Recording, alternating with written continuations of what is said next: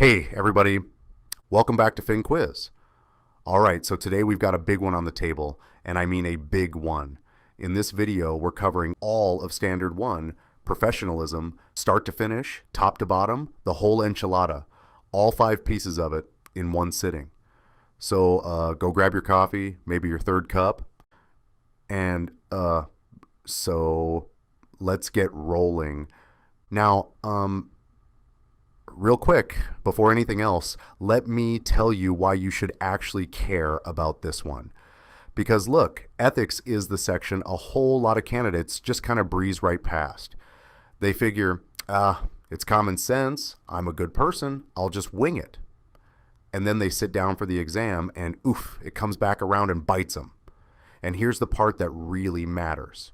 If you end up right on that pass-fail bubble, the CFA Institute takes a real close look at your ethics score. So a strong ethics score can honestly be the thing that saves your entire exam. And Standard 1 right here, it's the single most heavily tested piece of the whole section. So yeah, this is the good stuff. We are not sleeping on it. Okay, so here's the first thing I want you to get in your head. Standard 1, Professionalism, is all about you. Yep, just you. Not the market, not your clients, not your boss. This standard is basically a mirror. It's looking you right in the eye and going, so what kind of professional are you when nobody's watching? It's your professional report card. And it breaks down into 5 duties, 5 of them. And I've got a dead simple trick to keep all 5 locked in your brain. Just 5 little words: rules, pressure, truth, character, and capability. That's the whole skeleton right there.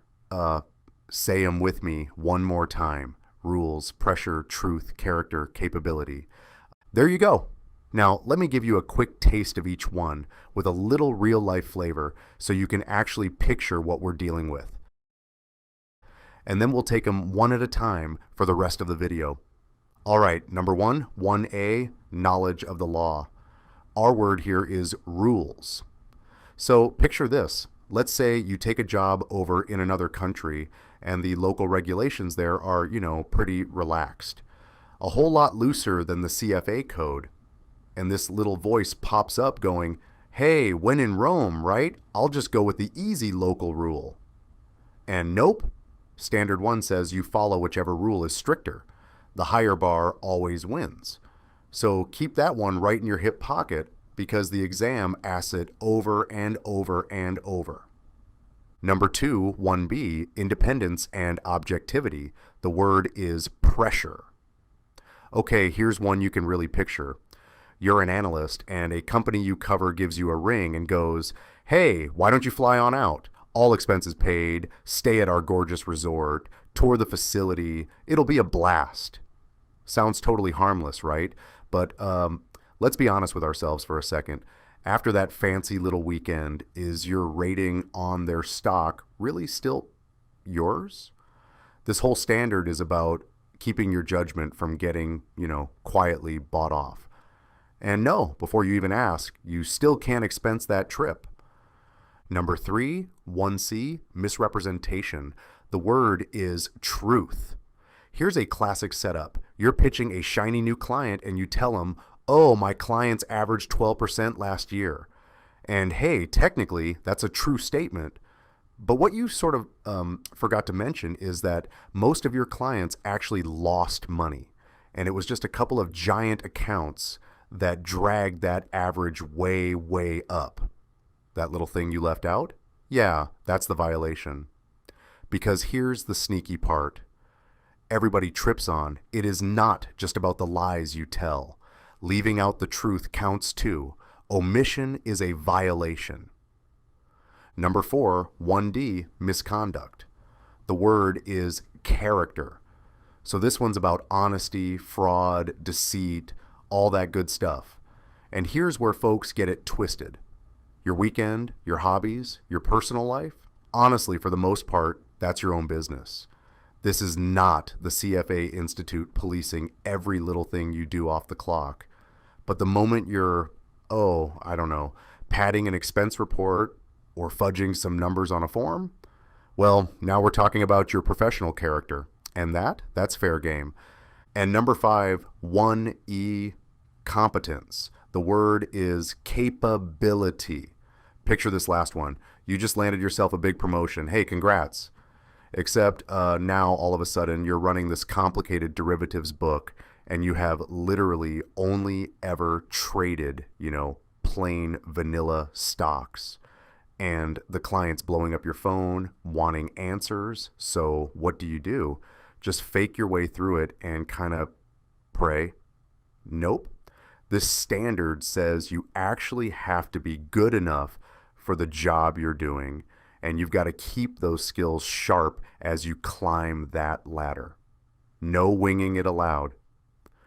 Now, one last thing, and this is a big one, so stick with me here. All 5 of these duties, they apply to every single member and candidate. Every last one of you.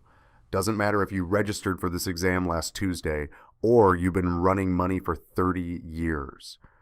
Analyst, portfolio manager, salesperson, back office, doesn't matter what the business card says. And it does not matter one bit what country you happen to be sitting in. There is no job title that buys you a pass. There is no city on planet Earth where these magically don't apply. If you're tied to that CFA charter in any way, shape, or form, these 5 are on you. So that's your whole map for this video. 5 duties: rules, pressure, truth, character, capability. That's standard 1A through 1E, and you put them all together. And that's everything professionalism really stands for. From here on out, we're going to take each one and slow it way down, real situations, the exact traps the exam loves to set, the whole deal. So keep those 5 words close, because everything for the rest of this video hangs right off of them. And if these battle-ready lessons have been keeping your prep on track, the complete set for all of Level 1 is linked right down below. So go grab it and give yourself that edge. All right, enough with the setup. Let's get after that first duty. Standard 1A, knowledge of the law. And our one-word tag for this one, remember, is rules. Now, at first glance, you might think, well, this is easy. Just follow the law. Done. Next. But hang on, because there's a few little wrinkles in here that the exam absolutely loves to poke at. So let's slow it down. Here's the core of it. You have to understand and follow all the applicable laws, rules, and regulations that touch your work. And that's a wide net. We're talking government laws, your regulators, licensing agencies, professional associations, and yes, the CFA code and standards themselves. And then here's the big one, the rule you've got to know cold. When the law and the code disagree, you follow whichever one is stricter. Higher bar wins every time. And one more piece, you can't go knowingly helping somebody else break the rules either. If you see it happening, you've got to pull yourself out of it. But hold that thought, because we're going to come back to that part. All right, so first question, how much law do you actually have to know? And this is where a lot of folks panic, like, oh no, am I supposed to memorize every regulation on the entire planet? And relax, no. You are not expected to be some walking law library. You don't have to be a compliance officer. You don't have to be a securities attorney. None of that. What the code asks for is a reasonable, good faith understanding of the laws that apply to your own job, your lane. So if you're an equity analyst covering, retail stocks, you'd better know the rules around your research and your recommendations, but nobody expects you to be an expert on like obscure commodities, regulations you never touch. Just know your corner of the world. But, and here's a catch, this duty scales up with your role. So the more senior you get, the more you're expected to know. A brand new junior analyst, sure, they've got a smaller circle of stuff to know, but the supervisor running that whole team, oh, they're on the hook for a whole lot more. So as you climb, your responsibility climbs right along with you. And here's another catch, and this one trips people up. This duty is continuous, meaning you don't just learn the rules once, dust off your hands, and coast for the next 20 years. The rules change all the time. New regulations drop, old ones get updated, and you are expected to keep up. So picture this. Say a new marketing regulation comes out that changes how you're allowed to advertise your track record. And you just didn't bother to keep up. So you keep running your old ads the same way you always have. Well, guess what? That's a violation. And here's the brutal part. It's a violation even if you had zero bad intent. I didn't know they changed the rule is not a defense. Falling behind is the failure. So keep up with your continuing education. That's exactly what it's there for. Who exactly is bound by all this? If you're a member, you're on the hook for the code, the standards, the rules of procedure, and your membership agreement. And if you're a candidate, so hey, that's probably you right now, you're bound by all that same stuff minus the membership agreement, plus a few extras, your candidate agreement, the exam rules, the candidate responsibility statement, and the candidate pledge. So yeah, the second you signed up for this exam, you were already playing by these rules. Welcome aboard. So here's the easy way to keep it straight in your head. Members and candidates share the exact same core, the code, the standards, and the rules of procedure. The only real difference is that one agreement piece. Members sign the membership agreement. Candidates sign the candidate's stuff instead. That's the whole distinction. And the second you registered for this exam and clicked I agree, you were already bound by all of it. So you're playing by these rules right this minute, whether you realized it or not. Okay, now the part everybody gets tangled up in, when you're working across borders, which law actually governs? And here's the golden rule, so write this down. It is not about where you live. Where you happen to reside means absolutely nothing here. What matters is the applicable law, the law that actually governs the activity you're doing. So step one, figure out what the applicable law even is, and keep an eye out for a sneaky little detail. Sometimes that law will actually point you somewhere else, like the law of wherever the business is conducted governs. So read the fine print. Then step two, you take that applicable law and you stack it up against the code and standards and you follow whichever one's tougher.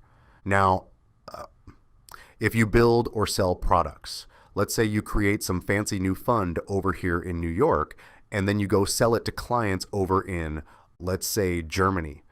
Well, now you've got to know the rules in both places. The law where it's made and the law where it's sold. Origination and sale. You don't get to just, learn one and shrug about the other. Now let me make this dead simple with 3 quick buckets.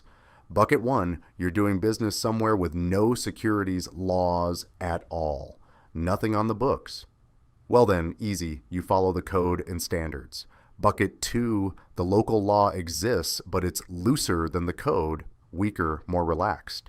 Same answer, you follow the code and standards because the code is the higher bar. And bucket 3, the local law is stricter than the code, tougher than the code. Now, and only now, you follow the local law, because now it's the higher bar. So the theme running through all 3? You always land on whatever protects clients the most. Legal compliance is just the floor here, folks. It is never the finish line.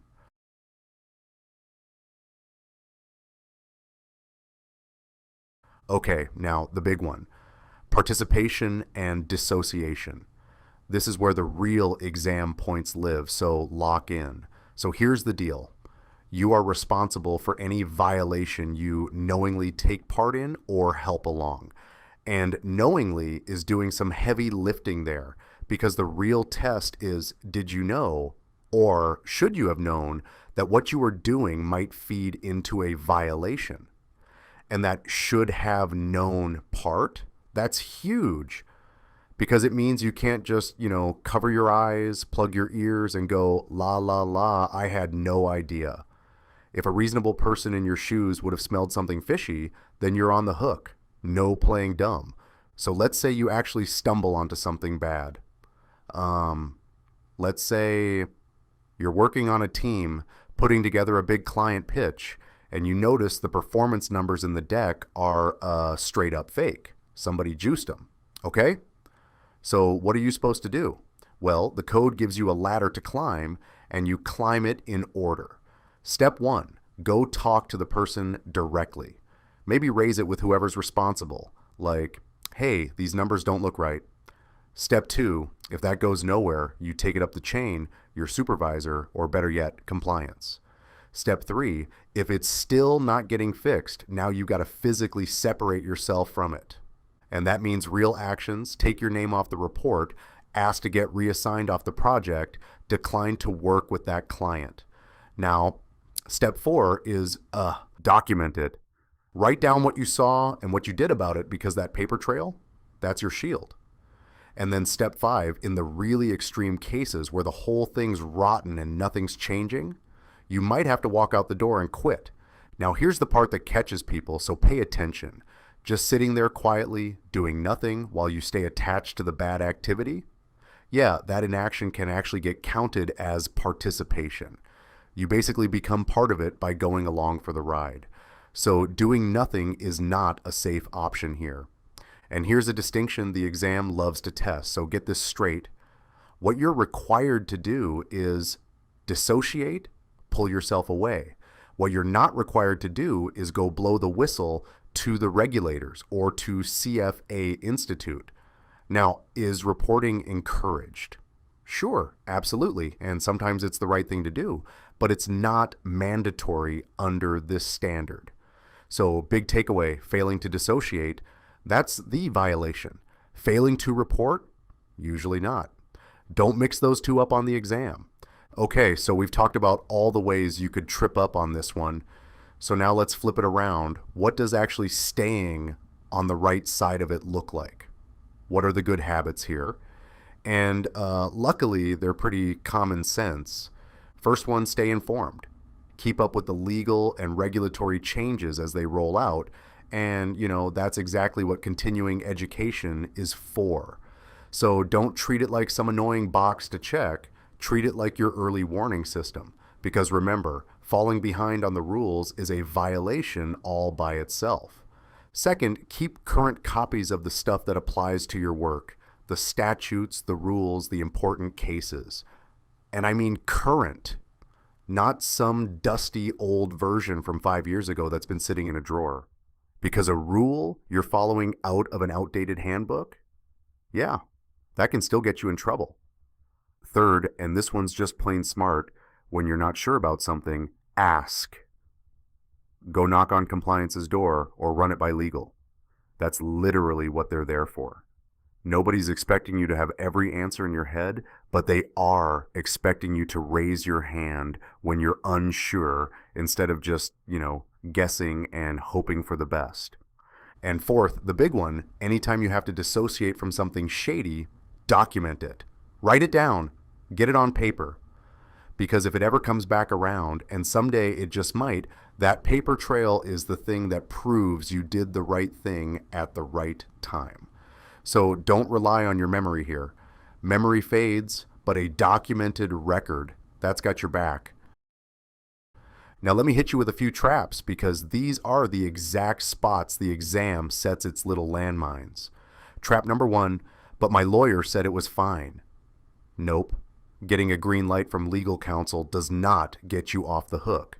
You can ask for their advice, sure, that's smart, but at the end of the day, the responsibility is still yours.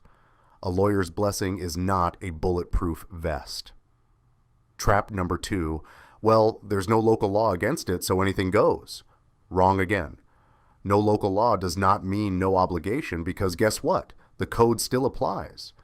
The next trap, I'm a citizen of a country with loose rules, so those looser rules follow me around. Nope, sorry. Your home country citizenship does not override the stricter local law where you're actually registered and doing business. And trap number 4, we said it already, but it's worth repeating, falling behind on new rules is a violation even if you're the nicest, most well-meaning person in the world. Intent doesn't save you here. So how do you actually stay clean on all this? A few simple habits. Keep up with legal and regulatory changes. Lean on that continuing education. Keep current copies of the rules and regulations that matter to your work, so you're not working off some dusty old version. When you're not sure about something, just ask. Go to compliance, go to legal. That's what they're there for. And anytime you have to dissociate from something, document it. Always. Get it in writing. All right, let me give you the exam angle on this one because it shows up constantly. On a single question, when you see any kind of conflict between the law and the code, your reflex should fire instantly. Stricter rule wins. Boom, done. And when a question describes somebody spotting wrongdoing and asks, what should this person do? 9 times out of 10, the best answer is dissociate, not report to the regulators. So if you're stuck between two choices and one says quietly report it to the SEC and the other says remove yourself and document it, you lean toward removing yourself. And that should have known idea, watch for the person who claims they were totally clueless when, come on, they clearly should have caught it. That person's still guilty. So let me pull this together. Standard 1. Knowledge of the law comes down to a few things. Know the rules for your own job and keep that knowledge fresh as the rules change and as you move up. When law and code collide, the stricter one wins, and where you live never decides it. And if you catch wind of a violation, you can't just look away, you climb that ladder and you dissociate all the way out the door if you have to. Get those 3 ideas down and you've got this whole duty handled.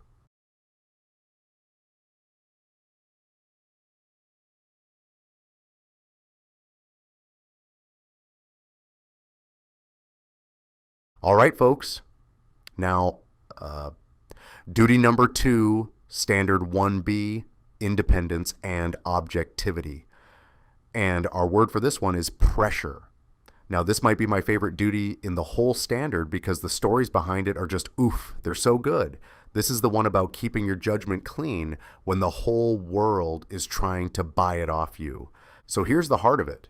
You've got to use reasonable care and good judgment to stay independent and objective in your work. And here's the line to remember. You must not offer, solicit, or accept any gift, any benefit, any compensation, anything at all that could reasonably be expected to compromise your judgment or somebody else's. And notice that it's not just about protecting your objectivity, it's about not corrupting anyone else's either. And at the end of the day, whatever recommendation you put out has got to be your true, honest opinion, said in plain, clear language.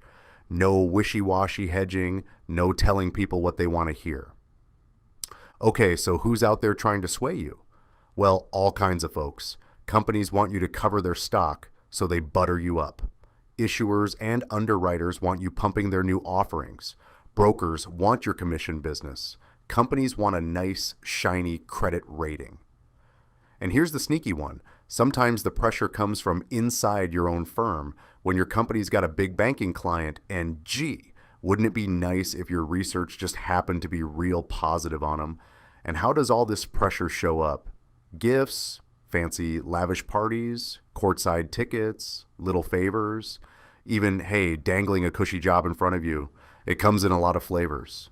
Now, folks, let me tell you the story that basically defines this whole duty because it's a real one and it's a doozy. Rewind to the dot-com boom, late 90s, early 2000s. You had these absolute superstar Wall Street analysts, guys like Henry Blodgett over at Merrill Lynch. And publicly, they were slapping big, glowing buy ratings on all these internet companies. But behind the scenes, in their own private emails, they were calling those exact same stocks junk, garbage. Some words I probably shouldn't say out loud here. So why on earth would they do that? Because their firms were raking in gigantic investment banking fees from those very companies. So the research was basically for sale. And when it all came crashing down, it led to this massive settlement in 2003, around $1.4 billion across 10 Wall Street firms. Blodgett himself got barred from the securities industry for life. For life, folks. And that whole mess, that's exactly why firms now put up firewalls between their research side and their banking side. So yeah, this standard has real teeth and real history. Okay, now let's talk gifts, because there's an important split here, and the exam loves it. It matters who the gift is coming from. So gift from a client, that one's treated a little differently. Think about it. Your client is already paying you, right? You've already got a compensation deal with them. So a gift from a client is kind of like a little bonus, supplementary compensation, and it's less likely to make you screw over your other clients. But, and this is key, you've still got to disclose it to your employer, ideally before you accept it. If you can't do it beforehand, then you tell them right after. Now, gift from a third party, totally different animal. That's somebody on the outside trying to influence you. And if that gift could threaten your independence, you reject it. Flat out. And at the very least, you disclose it to your employer and your clients. Now look, nobody's saying you can't accept a coffee mug or a nice dinner. Modest gifts, token stuff, normal business entertainment, that's all fine. It's the lavish stuff, the stuff that starts to feel like a bribe, that's where you've got to pump the brakes. And speaking of which, let's hit travel, because this is a classic exam setup. So picture it, a company you cover calls you up and goes, hey, come tour our facility. We'll fly you out on the corporate jet, put you up in the presidential suite. It'll be fantastic. And sounds amazing, right? But here's the rule. You pay your own way. You fly commercial on your dime or your firm's dime, and you cover your own hotel. You do not let the company fly you around or reimburse your airfare. The only time you get a little wiggle room is if there's genuinely no commercial option, like the site's out in the middle of nowhere, then modest arrangements are okay. But the default, pay your own way. Because the second you're sipping champagne on their private jet, well, is your rating on their stock really still yours?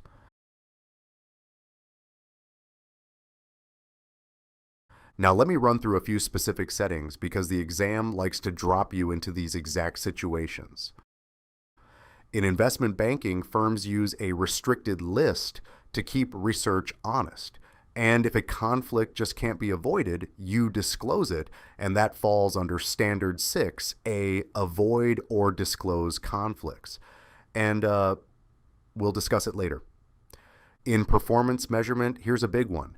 If somebody comes to you and says, hey, quietly pull that ugly account out of our composite so our numbers look better, you refuse.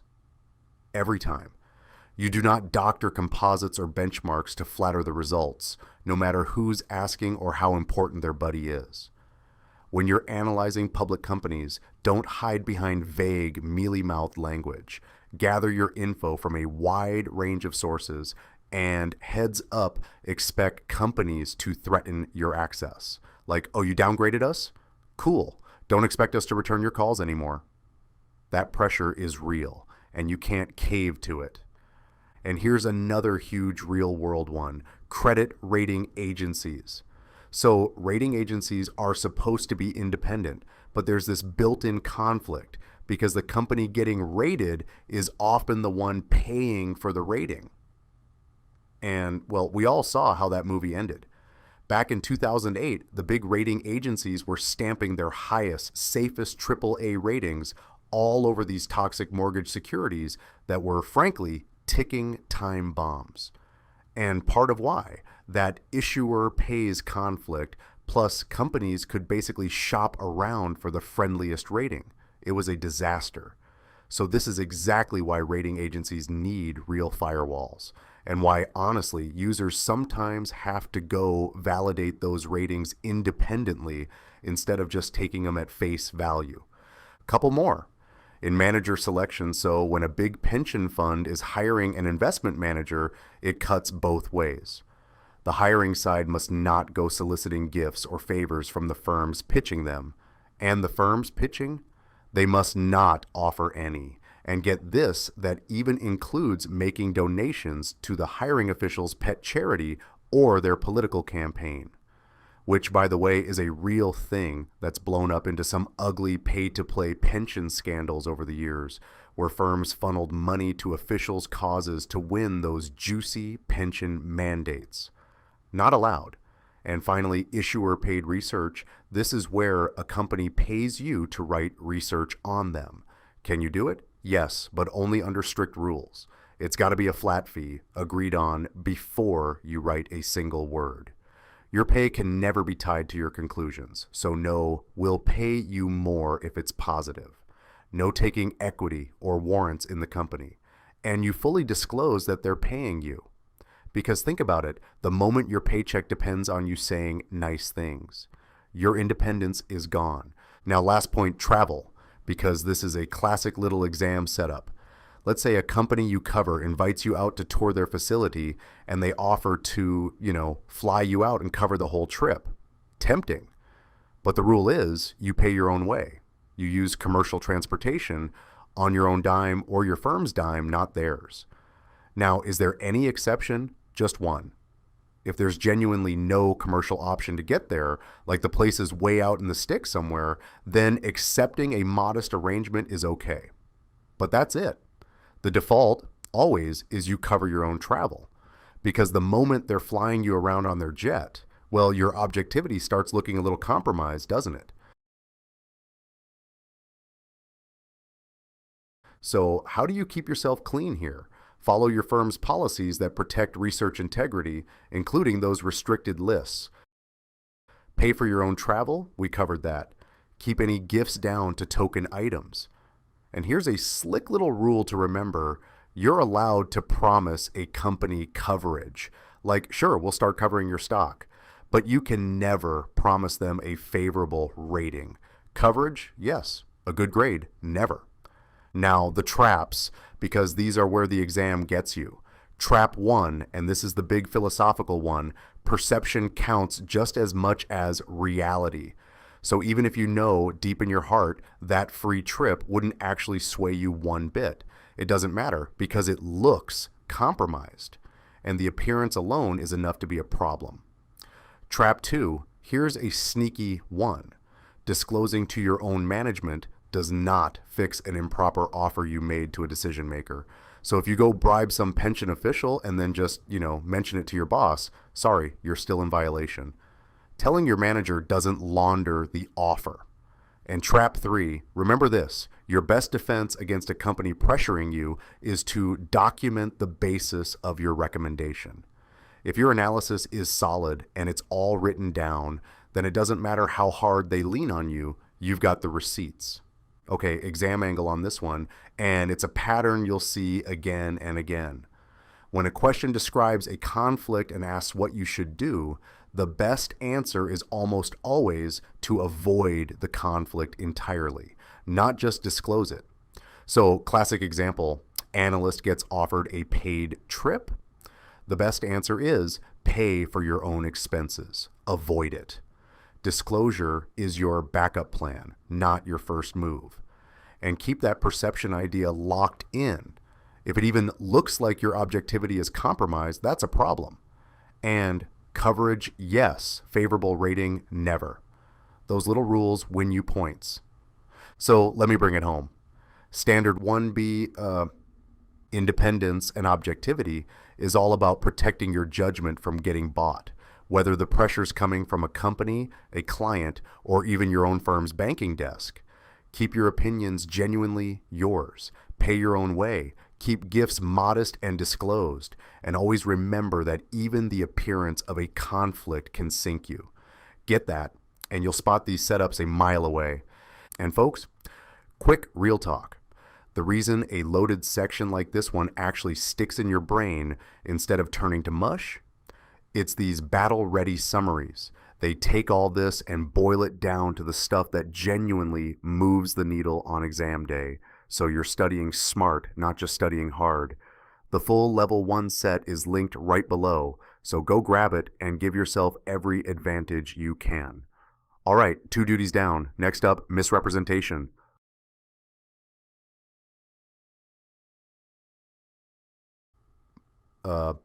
duty number 3, standard 1C, misrepresentation. And our word for this one is truth. Now, on the surface, this sounds like the easiest one yet, right? Like, don't lie, got it, moving on. But hold up, because this duty is way sneakier than it looks. Because it's not just about the flat out lies, it's about all the ways you can mislead somebody while technically never saying a single false word. And that is where people get burned. So here's the rule. You must not knowingly make any misrepresentations about your investment analysis, your recommendations, your actions, or really any of your professional activities. And here's the definition you got to know, because it's got 3 parts. A misrepresentation is 1, an untrue statement. Okay, that's the obvious one. 2, an omission of a fact. And 3, anything that's otherwise false or misleading. So notice, lying is just 1/3 of this. Leaving stuff out and being misleading count just as much. And this applies to everything: written, spoken, electronic, your marketing materials, your performance numbers, and yeah, your social media too. There's no hiding place. Now, the book gives you a really clean framework here. 4 qualities that every communication you put out should have. Ready? It should be accurate, timely, complete, and plain language. That's it. Say it with me once again. Accurate, timely, complete, plain language. So basically, tell the truth, tell it on time, tell the whole thing, and say it in a way normal humans can actually understand, not buried in fine print and $10 words. See? These are worth memorizing because they're basically your checklist for staying honest. Now let's get into some details. Number 1, accurate, meaning it's truthful, it's error-free, it's precise, and it's not vague or half-finished. Just, get it right. Number 2, timely. And this one's about giving people enough notice to actually do something with the information.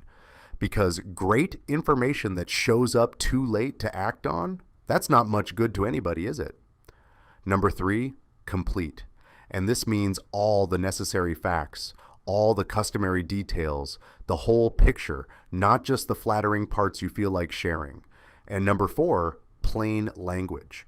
So you say it in common, everyday words that a normal person can follow, not buried under a mountain of jargon and fine print. So there's your 4: accurate, timely, complete, and plain language. Run any communication through that filter and you'll keep yourself way out of trouble. Okay, let's hit the big rules, and I've got some real stories for these. Rule 1, you cannot guarantee returns on a volatile investment, period. Now, can you state solid, true facts? Sure. Like if a product is genuinely insured or it's got a fixed rate, you can say that because it's true. But you cannot go telling people, oh, this stock fund guaranteed to make you 8% a year, because the market doesn't work that way, and you know it. And let me tell you, this exact move is the calling card of basically every big fraud in history.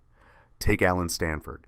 This guy ran a bank down in Antigua, and he sold these certificates of deposit, promising high, safe, guaranteed returns year after year, rain or shine. Sounded amazing. Turned out to be a $7 billion Ponzi scheme, total fiction. And when it all fell apart, Stanford got sentenced to 110 years in prison. 110. So, yeah, when somebody's out there guaranteeing you steady returns on something that should be bouncing around, that's not a promise. That's a giant red flag. Rule 2, no false claims about your credentials, your qualifications, your services, or your expected performance. And, oh, do I have a good one for this? Back in 2012, a guy named Scott Thompson became the CEO of Yahoo. Big job. Except it came out that his official bio claimed he had a college degree in computer science. One little problem, he never actually earned it. His school didn't even offer that degree back when he went there. And once that got exposed, he was out the door in a matter of weeks. The CEO of Yahoo, gone, over a padded resume. So this stuff is not a technicality, folks. Misrepresenting your qualifications ends careers. Rule 3, this one's about data. So let's say you're using some third-party database or somebody else's info, and it turns out there's an error in it. Are you on the hook? Well, if you genuinely had no idea it was wrong, no, you're not liable for that. But the moment you find out it's wrong, you've got a duty to correct it and disclose it. What you can't do is discover the data's bad and then just, keep right on using it and hope nobody notices. That's a violation. And rule 4, your website and your social media have to meet the exact same standards as everything else.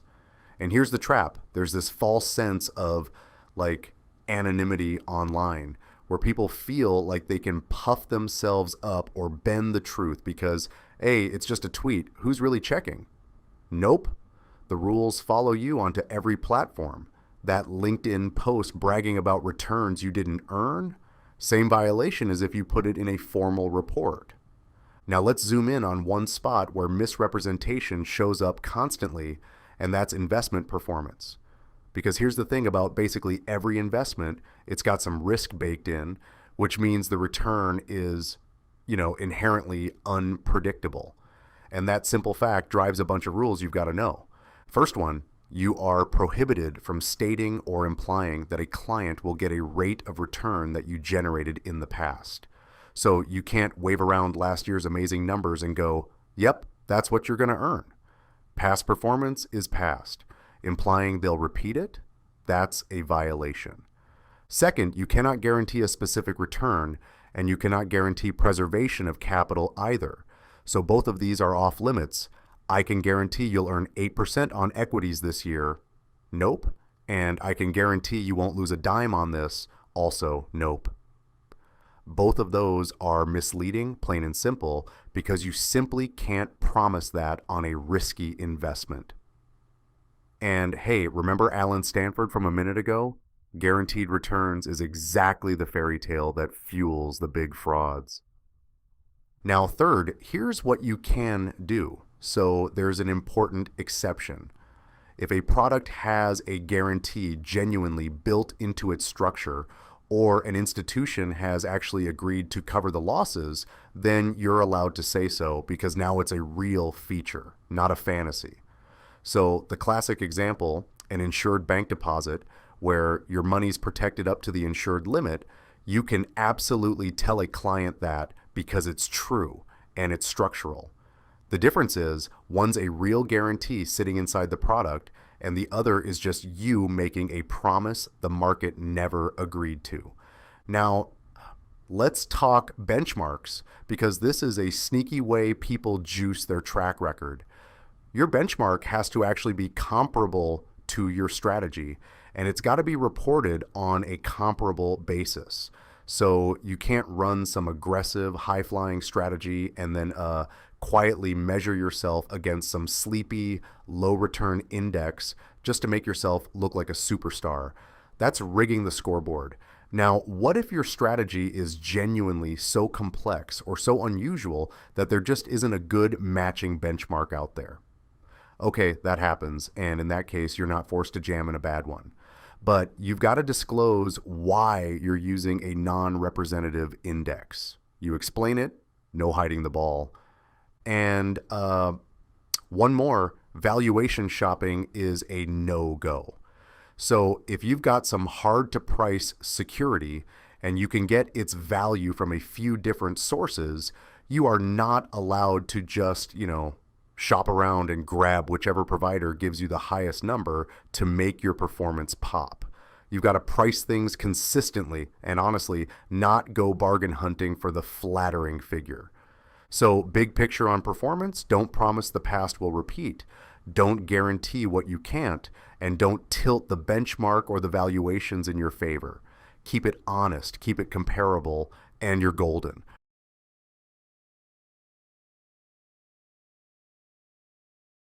Okay, now let's talk plagiarism, because this is a huge piece of this duty. So you must not copy or use somebody else's work without giving them credit. You cite your authors, your publishers, your sources. And the most flagrant version of this, the book spells it right out. You take a research report that another firm or person wrote, you swap out the names, and you release it as your own brilliant original analysis. That is a slam dunk violation. But it gets subtler than that too. Lifting excerpts word for word without a citation, plagiarism. And here's one people totally miss: copying somebody's charts, their tables, their section headings, even the structure of their report without credit. Yep, still plagiarism. Now, there is some good news. You can use widely recognized factual and statistical data like government economic data without slapping a footnote on it. Nobody expects you to cite the source of, the national unemployment rate, and you can absolutely rely on a reputable firm's research or their models as long as you give them the credit. So picture this: your colleague builds this slick valuation model, and you just quietly start using it in your own reports like you cooked it up yourself. And you might think, hey, it's in-house, it's fine. But nope, even lifting an internal colleague's work without attribution is a violation. Give credit where it's due, even down the hall. Now, omissions, this is the big one, the sneaky one, so really lock in here. Leaving out a fact or an outcome can be just as misleading as an outright lie. And this shows up all the time with models and with performance numbers. So here's the classic move: cherry picking. Say you manage a bunch of accounts and you go pull out just your 3 best performing ones and present them like, look, this is how my strategy does, while conveniently ignoring the 20 accounts that got clobbered. That's a misrepresentation. Or picture a back test: you run your model 100 different ways, and 99 of them look ugly, but one looks gorgeous. So you show off only that pretty one, also a violation. And one more: model outputs are expected results based on your inputs. They are not facts, and you can't present them as some kind of guarantee.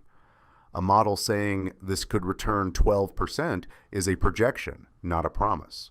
Don't dress it up as certainty. Now, compliance practices. Let's walk through what you need to know for the exam. First, you must always understand the limits of your own and your firm's capabilities. To manage this, professionals should prepare a written summary of qualifications and services to ensure transparency with clients. Second, your public image matters. You need to regularly monitor online and social media content for currency and accuracy. Third, when it comes to research, you must maintain copies of research relied on. Furthermore, always remember to attribute quotations, paraphrases, and summaries to their original creators. So, how do you stay clean on all this? Keep factual, current records that actually back up every claim you make, so if somebody says, prove it, you can. Use your firm's approved, accurate marketing and performance materials instead of, freelancing your own. Attribute every outside idea, every piece of data, every model that isn't yours. And verify third-party data. Before you go relying on it, don't just assume it's right. All right, let's break down some of the sneakiest traps you'll see on the exam when it comes to Standard 1C, misrepresentation. CFA Institute loves testing these exact nuances, so listen up. An unknowing error isn't technically a violation on its own. If you accidentally send out bad info without knowing it's wrong, you aren't in trouble yet. But the moment you find out, you've got to hit the brakes immediately, stop distributing it, and let everyone who got it know the real deal. Don't try the "I didn't know" excuse, because "should have known" is plenty to get you nailed. If you were just being lazy and didn't do your due diligence when you easily could have, you're still on the hook for a violation. Leaving stuff out is just as bad as lying. Omission is straight up misrepresentation. If you cherry pick your performance data and leave out the ugly months, you're still misleading people. Repackaging is totally fine, But claiming authorship is a hard no. You're allowed to take existing info, format it your own way, or reuse structural ideas. Just don't sit there and pretend you came up with the whole thing yourself. Okay, the exam angle. The number one thing they test on this standard is the omission. So watch out for the answer where somebody says something that's technically factually true, but they left out the one detail that makes the whole picture misleading. Like, our clients averaged 12% while hiding that 2 giant accounts carried the whole thing. Technically true, totally misleading, that's your violation.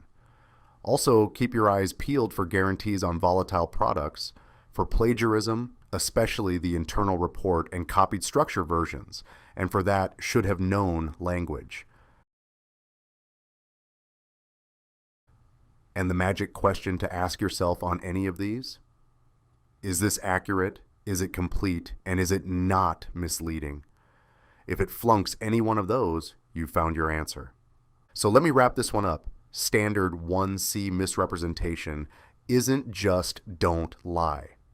It's don't mislead in any form by any medium. Tell the whole truth. Don't guarantee what you can't. Give credit for work that isn't yours. And never leave out the stuff that would change the picture. Nail that, and you'll catch these misleading but technically true traps that fool so many candidates. And folks, the reason you can actually hold all these little rules in your head right now is that these battle-ready summaries cut out the noise and hand you just what matters for the exam. That's the difference between drowning in the material and actually owning it. The complete level 1 set is linked right down below, so go grab it and set yourself up to win. All right, 3 duties down, 2 to go. Next up, misconduct. Okay, folks, when we say standard 1D misconduct, our word here is character. Now, this one's a little different from the others because it's less about a specific rule and more about, well, the kind of person you are. It's a gray area, judgment call sort of standard. So let's walk through it nice and easy. Here's the core. You must not engage in any professional conduct involving dishonesty, fraud, or deceit. And you must not commit any act that reflects poorly on your professional reputation, integrity, or competence. So it's really about 2 things. Are you honest, and can you be trusted to do the job? Now, the very first question everybody asks when they hit this standard is, wait, so is the CFA Institute going to police my whole personal life, my weekend, my Netflix queue, my questionable karaoke choices? And relax, because the answer is basically no. The CFA is not the fun police here. Your genuinely personal, private stuff that has nothing to do with whether you're a trustworthy professional, that's generally your own business. So you can breathe easy on that front. But, and you knew a but was coming, there are 2 big catches. And this is exactly where the exam likes to trip people up. Catch number 1. The word professional is broader than just your 9 to 5 at your desk. So you can't just wiggle out of this by going, well, that didn't happen at work. Here's what I mean. Say you're a respected analyst, a charterholder, and because of that reputation, a local charity asks you to sit on their board. Nice, right? But then, while handling a purchase for that charity, you rig the deal, you jack up the price, and pocket the difference for yourself. Now you might think, hey, that's just volunteer stuff. That's not my real job. Nope. Because you're only on that board thanks to your status as an investment pro, it counts as professional conduct. Same deal if you're volunteering to teach a CFA exam prep course or writing about the markets on some blog. If you're wearing that professional hat, this standard follows you. There's no "but it was after hours" escape hatch. Catch number 2.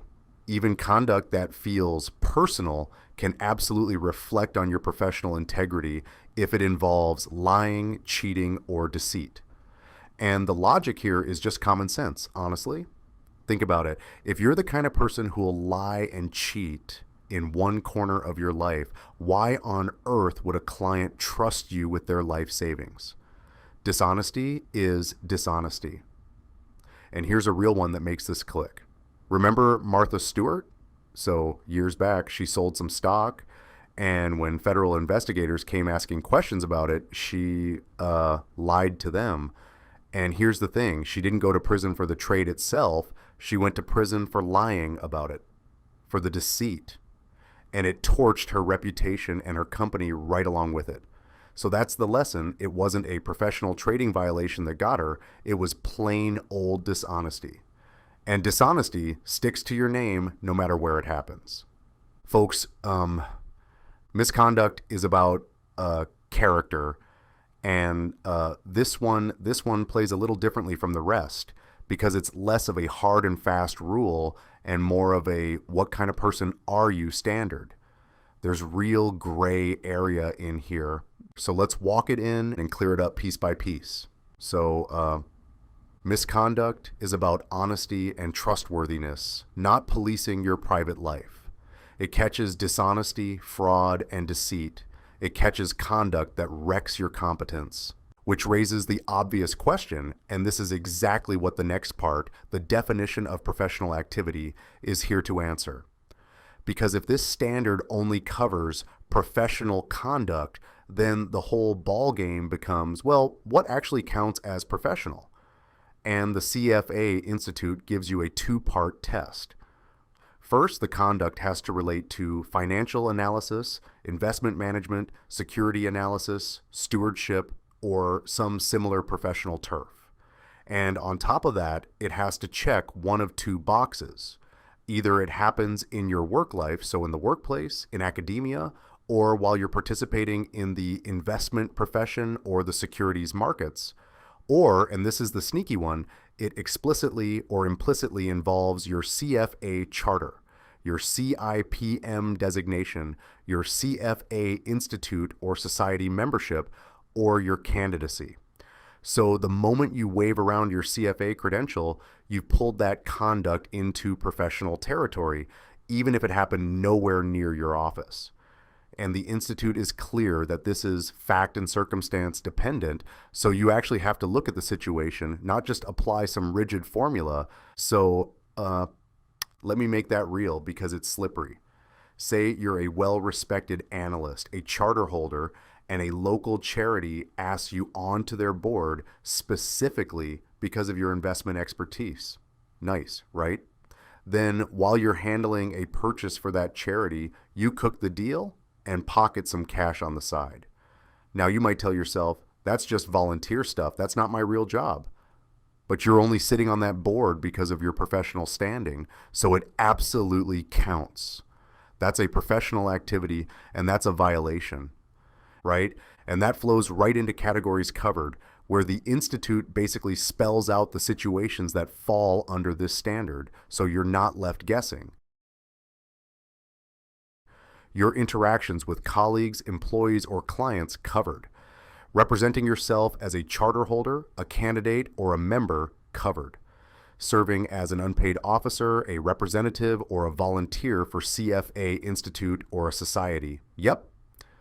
Your conduct at CFA Institute, society, or industry meetings, courses, conferences, or events also covered. Writing about investments outside of work, so your articles, your books, your reports, and yes, even message boards and blogs, all of it counts. And communicating with a government agency, a regulator, or a professional organization when it's within the scope of your professional responsibilities, covered too. So here's the takeaway that surprises folks. This net is way wider than just your 9 to 5. If you're acting anywhere in your capacity as an investment pro, this thing follows you. Now we get to the boundaries, and this is where those gray area questions really live, so let me draw the lines clean. First off, conduct that's perfectly legal can still be a violation if it wrecks your ability to do the job. Picture somebody who heads out for a long lunch every day, has a few too many, and rolls back into the office to make investment decisions for clients while he's, let's say, not exactly at his sharpest, so much so that his co-workers have quietly learned to only bring him anything important in the morning. Is having a drink illegal? Of course not. But letting it torpedo your judgment like that reflects terribly on you, and it's a violation. Bankruptcy works on a similar logic, but with a twist. Going bankrupt all by itself is not a violation because, look, finance is a risky business, and sometimes good people just get wiped out. A bad divorce, a medical disaster, an investment that went sideways. That alone doesn't make you a villain. But the second that bankruptcy involves fraud or deceitful business conduct, now it's a violation. See the difference? It's never the failure that gets you, it's the dishonesty riding along with it. Civil disobedience lands on the safe side of the line. So a portfolio manager who gets arrested peacefully protesting for a cause she believes in, that generally doesn't say a single thing about whether she's an honest, competent professional, so she's usually in the clear. And one more worth knowing, sometimes people try to weaponize this standard, dragging a rival or an ex in front of the professional conduct program just to settle some personal or political score. And the CFA Institute is wise to that game. They've actually got procedures in place to shut that misuse down.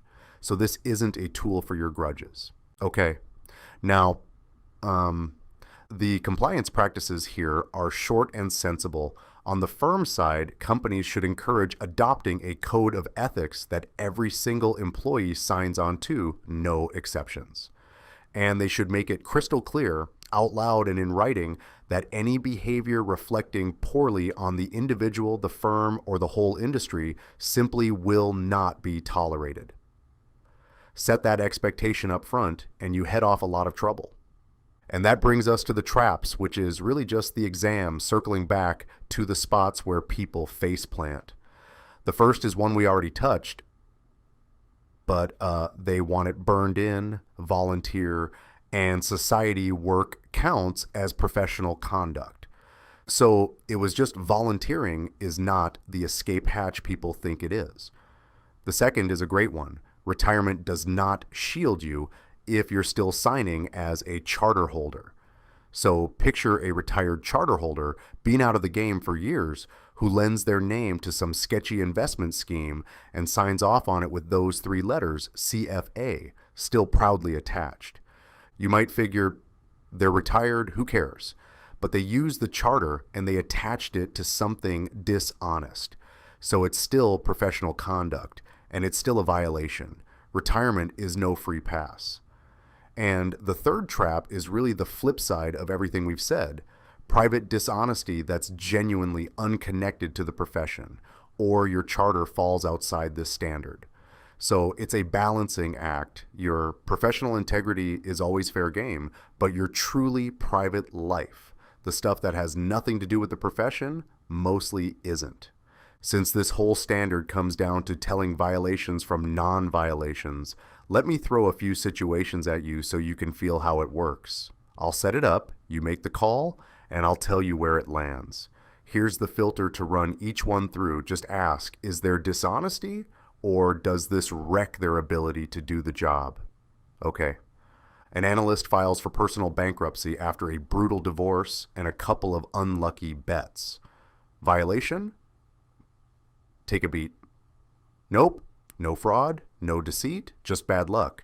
He's fine. Now, same analyst, but the bankruptcy came after he lied all over his loan applications to stay afloat. Different story? Yes, now there's deceit in the mix. That's a violation.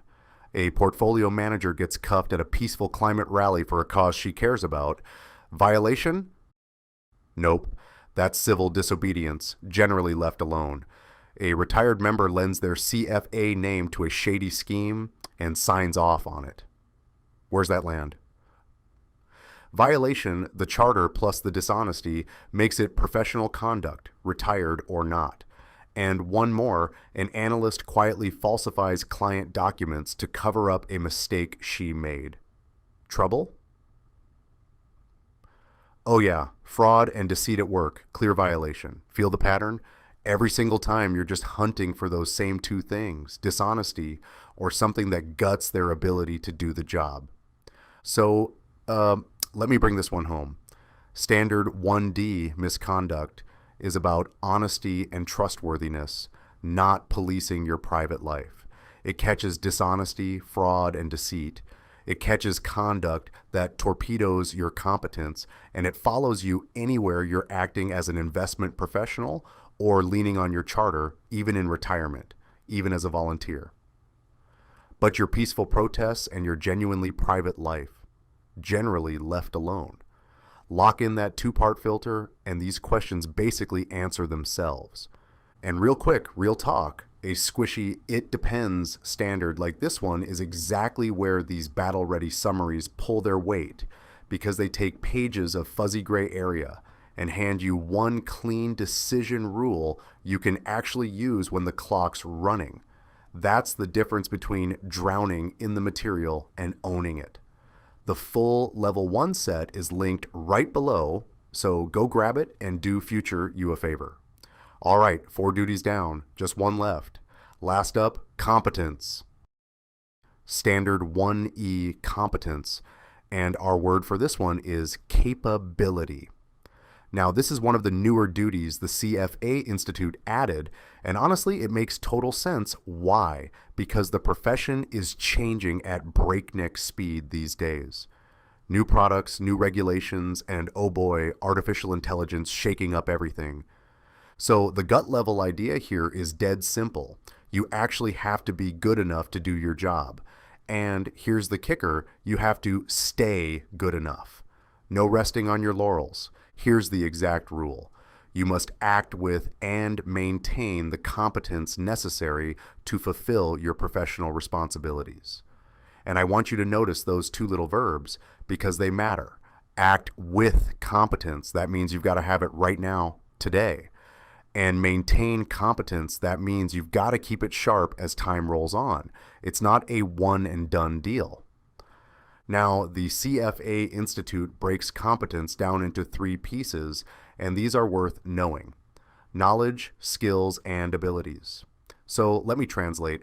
Knowledge is the body of information you apply to your job, and importantly, how well you actually apply it.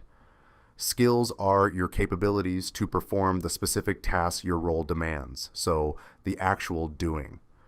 And abilities are the capabilities and attitudes that lead to real, observable results. So the easy way to keep them straight: knowledge is what you know, skills is what you can do, and abilities is whether you can actually deliver the goods. Put all 3 together, and that's competence.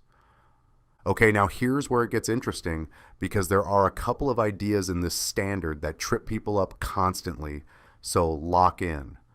First one, and this is huge, a bad outcome does not automatically mean you were incompetent. Read that again because the exam loves it. Look, markets are uncertain.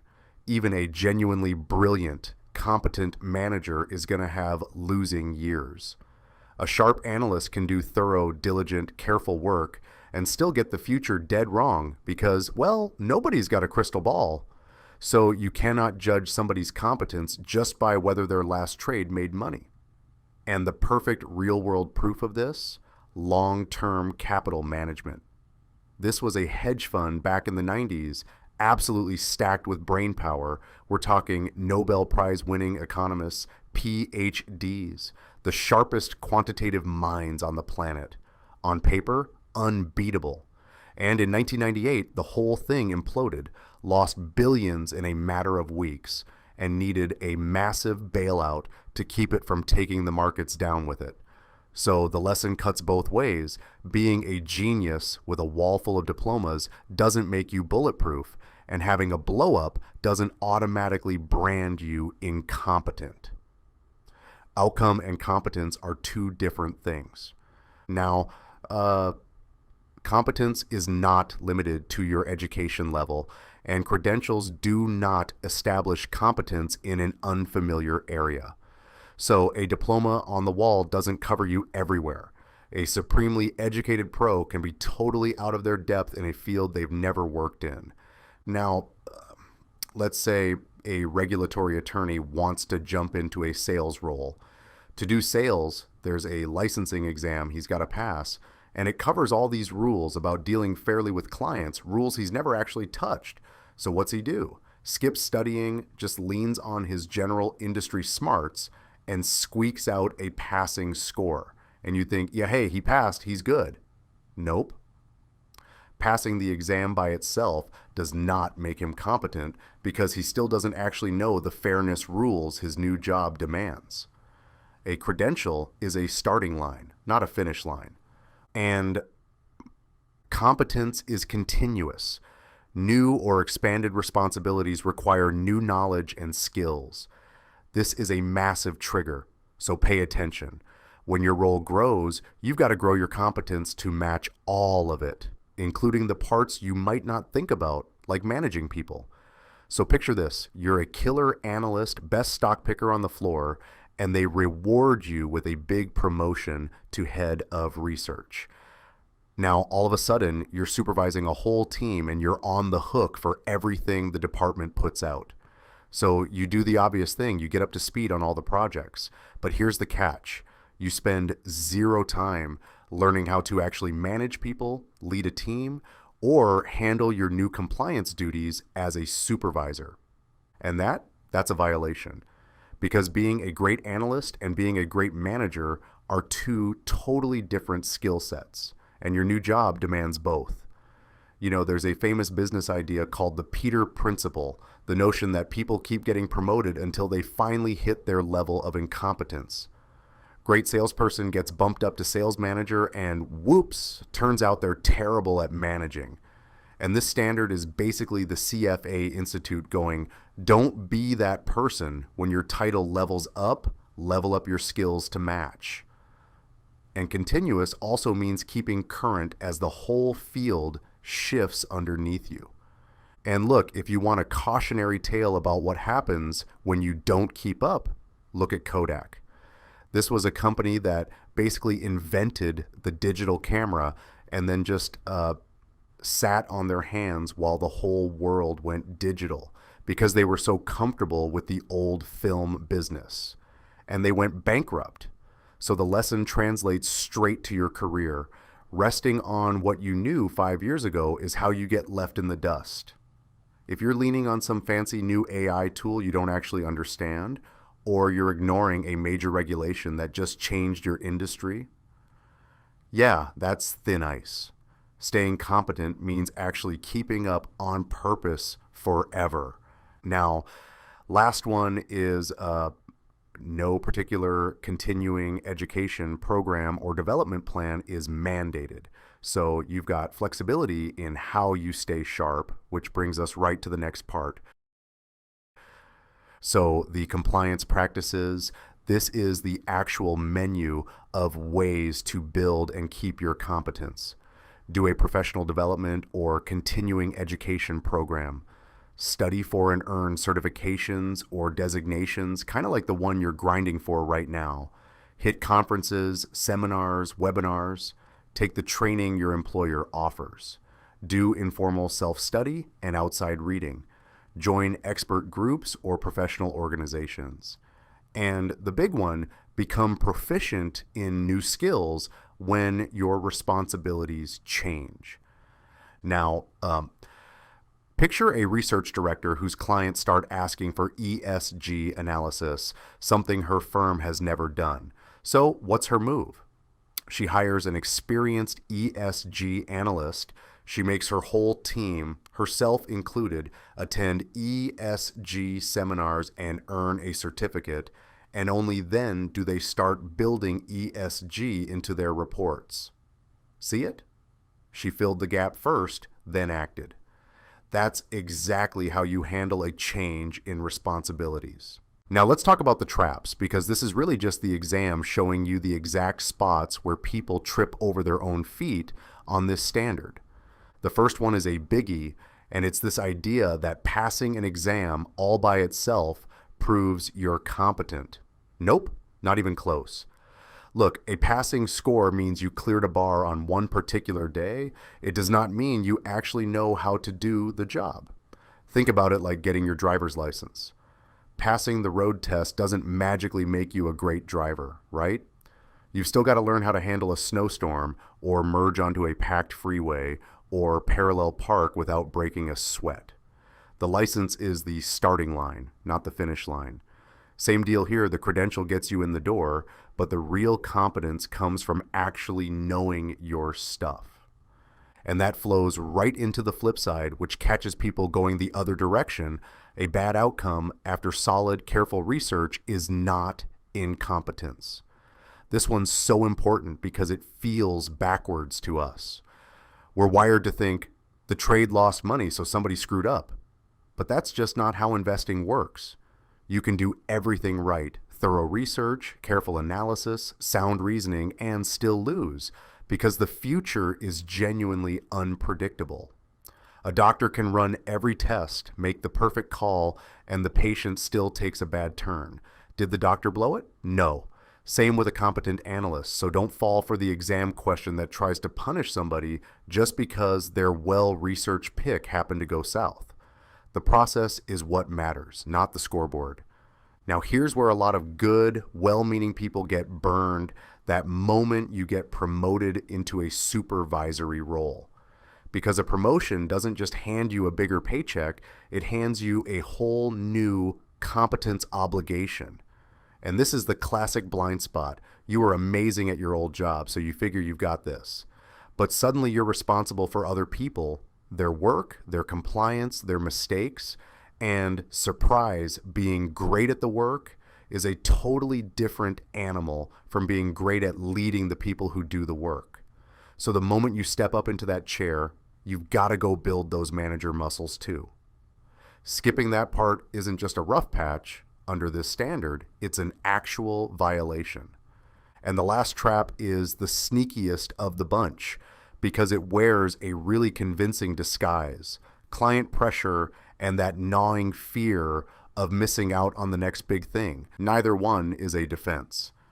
Let's say the market's going bananas over some hot new product and your clients are blowing up your phone going, "Why aren't we in this? Everybody else is making a killing." And that FOMO starts creeping in, that little voice whispering, "You're gonna get left behind." But here's the hard truth. None of that pressure gives you a free pass to go play in a sandbox you don't understand. My client really wanted it, won't save you. I didn't want to miss the wave, won't save you either. If you're not competent in it, you either go get competent first or you sit it out. The pressure doesn't change the rule one bit. Okay, quick exam style round, because this stuff sticks way better when you actually work it.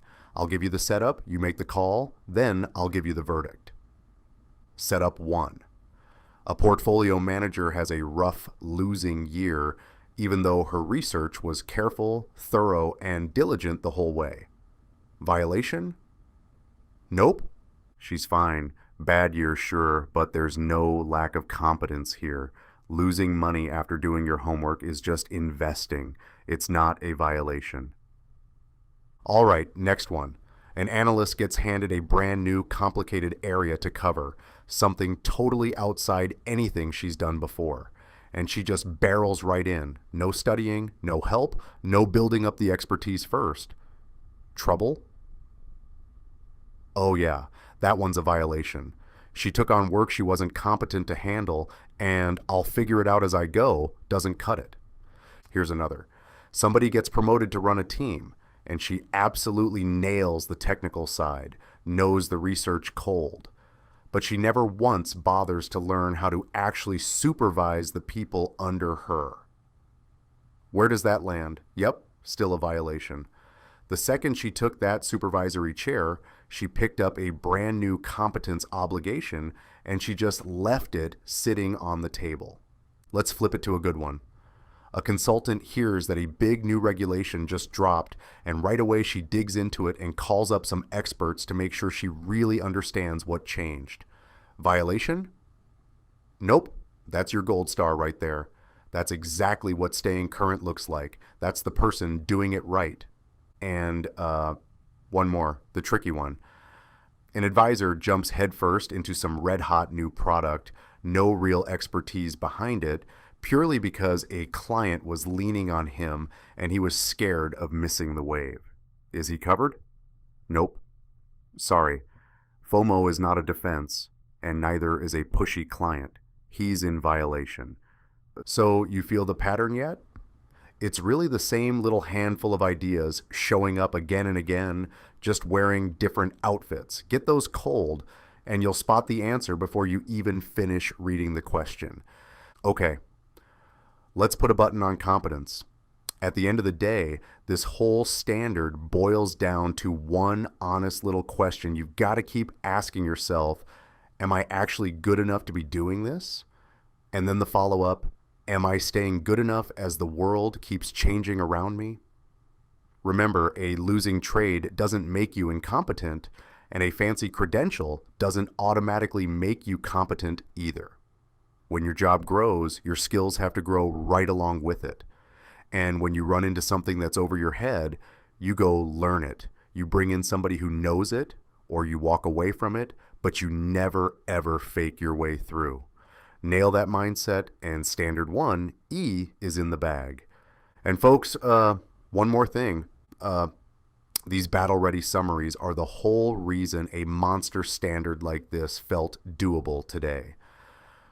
We just took 5 duties and a mountain of rules and boiled it all down to 5 words you can actually remember when it counts. Because let's be honest, come exam night, your brain's going to be fried, and there's no way you're rereading the whole curriculum. This is what you'll want: the good stuff, no filler, right when you need it. The full level 1 set's linked down below, so go grab it. You've worked too hard to leave easy points on the table. And that, my friends, is a wrap on all 5 duties of Standard 1, Professionalism. So let's take a step back and look at the whole thing, because you just covered some serious ground. It all started with knowing the rules and following the stricter one, then keeping your judgment clean and free of anybody's pocket, then telling the whole truth with nothing misleading left out, then protecting your character and your integrity, and finally staying genuinely capable at the job you do. Rules, pressure, truth, character, and capability. 5 duties, 1 big idea. Being a real professional isn't about a title on a business card. It's about who you are when the pressure's on and nobody's looking. And here's why this matters so much. Standard 1 is the most heavily tested piece of the entire ethics section.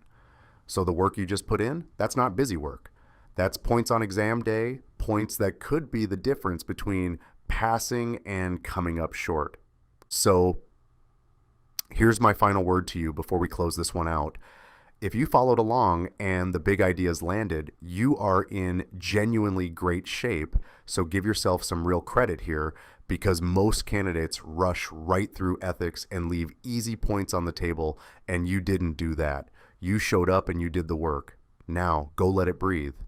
Get some rest, come back and hit the next standard with that same energy, and keep stacking these wins one at a time. I'll see you in the next session.